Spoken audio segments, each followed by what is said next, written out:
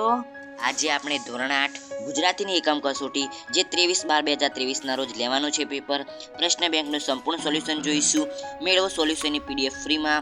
PDF ક્યાંથી ફ્રીમાં મેળવી શકો છો તેના વિશે પણ ચર્ચા કરીશું। તો ચાલો વિડીયો શરૂ કરીએ। અને મિત્રો, હું કોઈ પણ સમયે તમને કહી શકું છું કે ફ્રીમાંના અંદર તમે પીડીએફ ક્યાંથી મેળવી શકો છો। વિડીયો પૂરેપૂરો જોજો અને જો જે સબસ્ક્રાઇબ અને લાઇક વિડીયોને કરશે અને કમેન્ટ કરશે તેને જ ફ્રીમાં પીડીએફ મળશે। તો મિત્રો, જલ્દીથી લાઇક, સબસ્ક્રાઇબ અને શેર કરી દેજો અને એક સરસ મજાનું કમેન્ટ પણ કરી દેજો। તો પહેલો પ્રશ્ન જોઈએ તો નીચેના પ્રત્યેક પ્રશ્નના ઉત્તર માટે આપેલા વિકલ્પોમાંથી સાચો વિકલ્પ પસંદ કરી લખો। સંતાનનો દૂર કેમ વસેલા છે?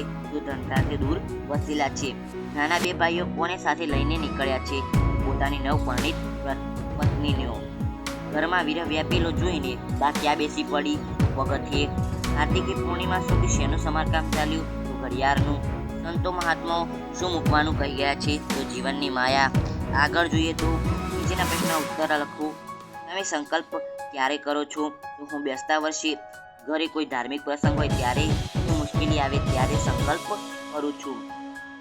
વહેલા ઉઠવાથી લેખક કેટલા વર્ષ બચાવવા માંગે છે? વહેલા ઉઠવાથી લેખક 50 વર્ષ બચાવવા માંગે છે। ઇન્દ્રનું ઇન્દ્રાસન ડોલાવનાર લેખકનો કયો સંકલ્પ હતો? તો લેખકનો ચા ન પીવાનો સંકલ્પ ઇન્દ્રનું ઇન્દ્રાસન ડોલાવનાર હતો।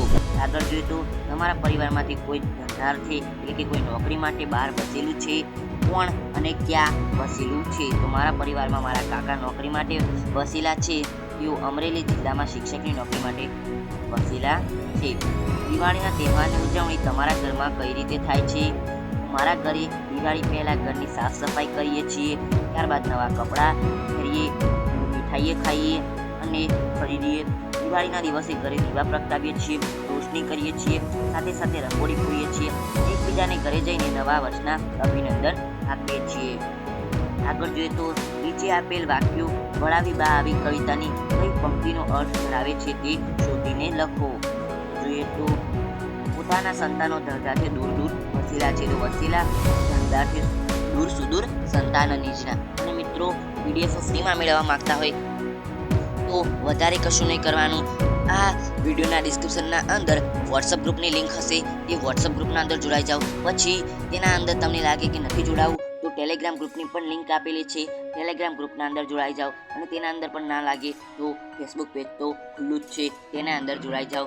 આ ત્રણેય જગ્યાએ તમને ફ્રીના અંદર પીડીએફ પ્રોવાઈડ કરવામાં આવશે, એટલે કે આપવામાં આવશે।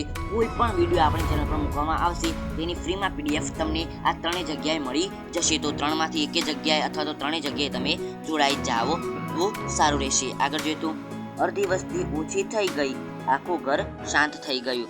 તો ગઈ અડધી વસ્તી ઘર થઈ ગયું શાંત સઘળું। આખા ઘરમાં વિરહ વ્યાપેલો જોઈને એ પગથિયે જ બેસી પડી। જો ગૃહ વ્યાપી જોયો વિરહ, પડી બેસી પગથિયે। પોતાના બધા સંતાનોને એક પછી એક વળાવીને બા આવી, વળાવી બા આવીને સકલ સંતાન સમક્ષ। આગળ સવારે ભાભીનો ભર્યો પરિવાર લઈને ભાઈ ઉપડ્યા, તો સવારે ભાભીનો ભર્યું ઘર લઈ ભાઈ ઉપડ્યા। આગળ જોઈએ તો નીચેના પ્રશ્ન 3-4 વાક્યોના અંદર ઉત્તર આપો, જવાબ લખો।